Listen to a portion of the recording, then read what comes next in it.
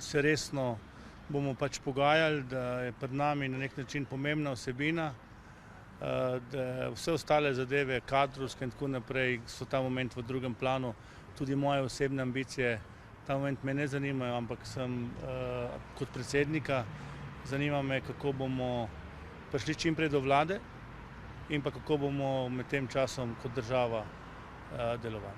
Vem, da ni možno narediti desno-sredinske vlade ali pa levo-sredinske vlade, tako kot smo imeli do zdaj, in bo potrebno, bom rekel, narediti neko širšo koalicijo.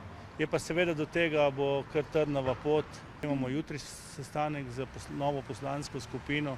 Mi se res ta moment nismo pogovarjali o nobenih funkcij, ne koliko ministrstev, ne kaj, ne zakaj, zato ker niti enega okvirja nimamo, tako da bi bilo res neodgovorno ta moment govoriti o kakršnikoli funkciji, ki naj bi pripadala SD-ju. Lahko tudi, da bomo v opoziciji. Zelo iskreno, so vse stranke lahko v koaliciji in vse stranke v opoziciji. Ni ta moment zaprte zgodbe. Edini relativni zmagovalec je Svoboda, ki bo ta moment verjetno prva iskala teh 46 glasov. Jaz upam, da Golob ima vse možnosti, da sestavi vlado.